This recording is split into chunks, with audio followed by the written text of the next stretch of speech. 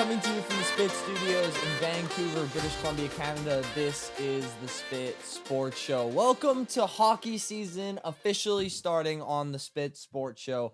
It officially starts as soon as football season ends, but as soon as my favorite team gets eliminated, I usually transition into my hockey stuff, which goes right up all until June. So I'm super excited to dive into the NHL. I've obviously been watching tons of games in the past few weeks, and I've got a really, really good pulse on the league. But I want to start this NHL, I don't want to call it a series, but this NHL progression that we're going to have together until June with just a state of the union on the Vancouver Canucks, because this is maybe the most disappointing season that I can remember as a Canucks fan. I don't remember the 2011-2012 season after the Stanley Cup Finals run. I don't really remember the 2013 season. Like, from what I can remember cognitively, this is the worst I've felt about the Canucks throughout a season, because they had such high expectations coming in, and why shouldn't they have? Like, they should have made it to the Western Conference Finals last year. They lost by 1 goal in Game 7 with their backup goalie. And coming into this season, they lost 2 of their rental pieces, but the core was still in place. They picked up Jake DeBrusk in free agency. Like, the roster looked great coming in. And I got to be honest, besides the decor for certain points of the season, like, the roster looks pretty good now. It's not like it's in some destitute position where every single player is, getting traded or hurt. Like, it's in an okay spot. The issues are there's a bunch of issues. I can't even go A, B, C, D, E. First of all, this is a moody hockey team. I have never, ever seen a hockey team sway so much from looking like a top tier contender to a first overall pick lottery team from night to night. It's unbelievable. Now, some of it has to do with injuries and swapping players in and out and adjusting lineups, which adjust chemistry, which adjust your level of play. I understand that, and it's nothing you can control. Obviously, Hronek going out for as long as he did, JT Miller taking his leave, Dakota Joshua has been just staying injured. There's been plenty of issues with the injuries, but a lot of it has to do with just the general vibes of the team, I think. Like, the game versus the Kings a couple weeks ago, for example, like, fans and scouts who I trust who were at the game, they noticed that there was a lack of energy in warm up. And it showed up obviously in that game where the Kings went up, I think 3-0 within the first 7 minutes. And that wasn't even close to being a competitive hockey game. But it was so interesting because, like I said, people who were at the game, they saw this coming before the game even started, which is so amazing for a professional hockey team. Like, you'd expect that in the beer leagues. Like, you don't see a guy having a very good warm up. They maybe get on the ice a little late. You'd expect them not to start off very hot. This is a professional ice hockey team that is having a bad warm up and starting off cold. And obviously, some of that has to do with the coaching. Now, I am not in the fire talk position at all. He won coach of the year last year. I think it's good that he has a structure in place for this team that clearly needs a structure. We saw with Bruce Boudreau, a coach with more of a free-flowing kind of style doesn't really work for this team. But I will say, inconsistent play as a hockey team usually does fall on the coach, though, and he deserves some criticism for that. Now, does he deserve the lion's share of the blame for their inconsistent play? I mean, I don't think so. I think JT Miller specifically, like, he doesn't have B or C games anymore. He's either an A or he's an F. Like, there is no in between. He's either a 2 goals and an assist, or he's -3 and on the end of the bench not playing for the rest of the night. Like, this guy has become, to no fault of his own, or maybe to some fault of his own, I don't know the inner workings of that locker room, but he has become a cancer. And it's not because the guys don't like him, I don't think, but it's just because the aura surrounding him, with all of the media encroachment on his situation with Pedersen and his other relationships in the organization, it's just been a flat out distraction on top of the distraction of constantly losing hockey games, to where it's hard for a team to mentally focus and lock into each and every one of these games. And like I mentioned with what happened with the Kings game, I think it's affecting this team and their play on the ice. Now, the Canucks royally screwed up this entire situation, and I'm going to get more into how they screwed up the trade portion of it in a bit, but like, first of all, the Canucks gave no indication as to why JT Miller stepped away. Now it could be for a million different reasons. I am not one to speculate on stuff like that, but they gave no indication, which let the media speculate on a wide variety of different things it could be. So the media was just able to basically run with that story and have a field day and make it whatever they wanted it to be for viewership and clicks, which I don't blame the media for. That's their job.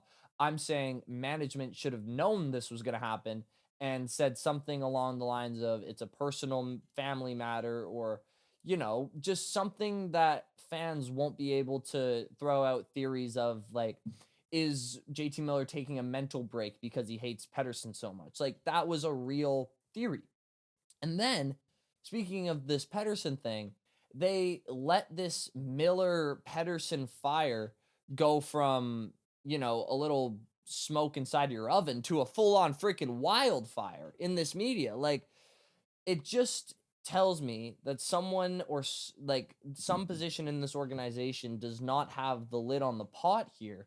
And again, letting the media speculate when this story first broke instead of immediately going up to the podium and saying, JT Miller and Elias Pettersson are cornerstones of this franchise. They get along with each other fine. Obviously, teammates are going to have scuffles, blah, blah, blah. Just your typical PR response.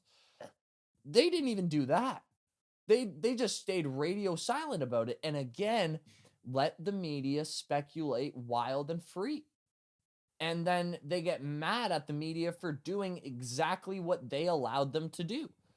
So now we have JT Miller coming up to the media getting all pissy because they're asking questions about something that they have no info on. So, of course, they're going to ask questions about it. The whole thing is just so mismanaged. And listen, there's going to need to be some adjustments or big moves in Vancouver. So Besser is a UFA this summer. The Canucks have to either trade everyone, which is I'd include Miller, obviously. I'd include Besser. Maybe trade Hronek too. While he still has some value. Things cannot remain status quo. But the thing that's so annoying is their main piece of attraction, the JT Miller piece. They've already royally screwed that up because everybody knows that they want to get rid of him. Like, I'll use this analogy. Like, if you have a friend who lives in a decently big house and they have a grand piano, okay? They have one of the ones that are like in a living room, one of those classical grand pianos. And that friend is moving into an apartment building. That grand piano cannot fit inside. Are you going to pay that friend full price for their grand piano? Of course not. Well, if you were a really, really, really good friend, you would, but probably not because you know they have to get rid of it. Its value is decreased. Everybody and their mother knows that the Canucks want to trade JT Miller. So obviously you're not going to get full market value for someone of that caliber because teams are going to try to lowball you for a potential rental piece, even though he has a lot of years left on his deal. That's kind of the type of player you're bringing in. So that deal is already screwed up. The Canucks are never going to get the value that they would have if they traded him a couple months ago when this Pedersen feud really started going to a boil. But the other thing that Patrick Allvin, the Canucks GM, has just fumbled was he called a press conference randomly in, the middle of the season.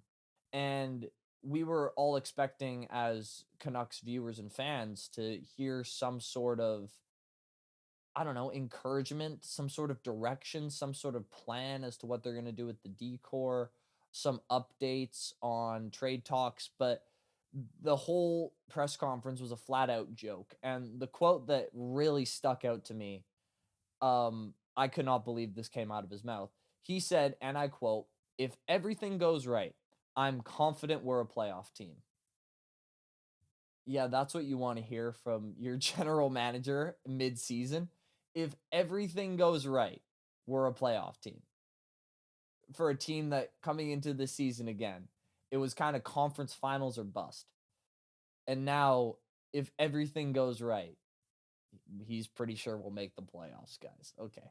They haven't won consecutive hockey games since December 1st. They've dropped their last three. So, three main problems, I would say, for the Vancouver Canucks right now. Number one, and this is the one people aren't talking about, but it is the most prominent. Their best players simply aren't playing well enough. But outside of Quinn Hughes, who's the best, I love you, Quinn Hughes. You can have you're the GOAT. Period.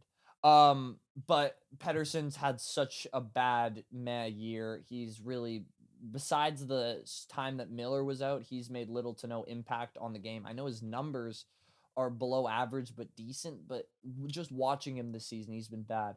Brock Besser has been underwhelming this season. Jake DeBrusk has done his job, but he's been a little bit underwhelming this season. Filip Hronek was obviously out for a long time, and he's played like dog really bad since he's been back and even before he was out.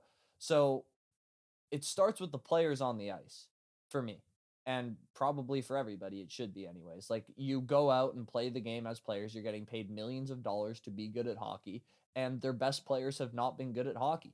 Paying Elias Pettersson $11.5 million to probably score 70 points. Like, that's just not good enough. So the best players aren't playing well enough. Two is coaching for me. Like I said, inconsistent play usually falls on the coach. Whether that's fair or not, that's just the history of it, and I think it is pretty fair. But the stat that just made my eyes pop was, I read this on Twitter. So first of all, this is awesome stat tracking. I wish I could give credit to who actually tracked the stats, but I only found the guy who actually tweeted it. So credit to whoever found it. If you watch this video, reach out in the comments, bro, because I want to talk. We can be friends. So they had 35 controlled zone entry attempts against Buffalo and 35 uncontrolled zone entries. So what does a controlled zone entry mean? Well, that means you're not dumping the puck in. You are skating, you are passing, you are in control, in firm possession of the puck when you enter the zone.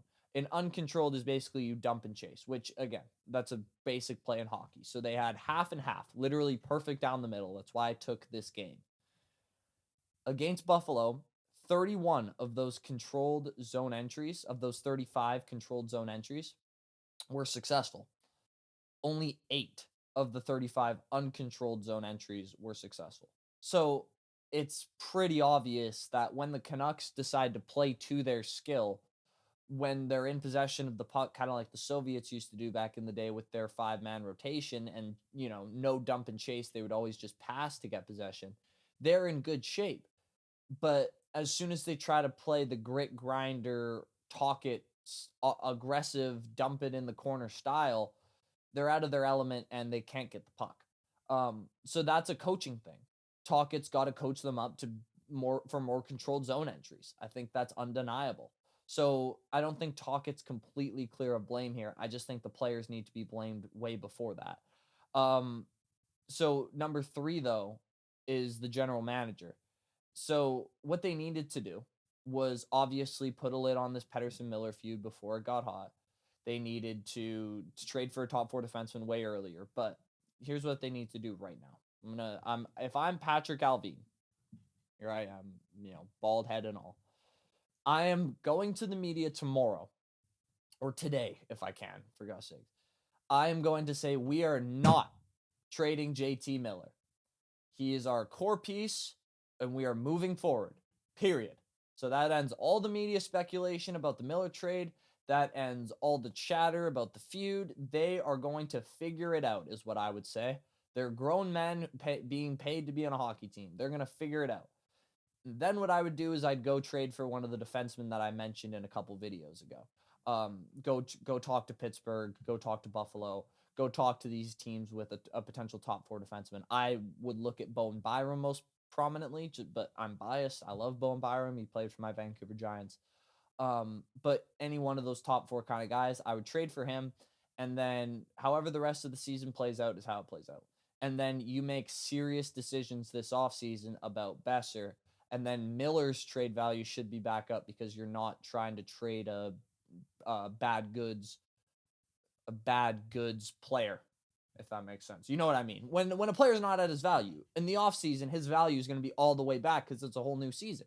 If you trade Miller in the offseason, you're going to get so much more than what you can get if you trade him now. So you take a hard look at that. You take a hard look at Hronek. But for the rest of the season, that's what I would do if I were Patrick Allvin.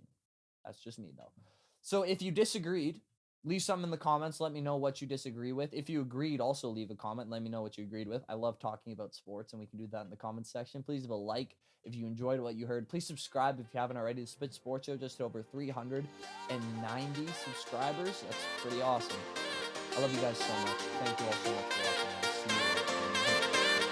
Peace out.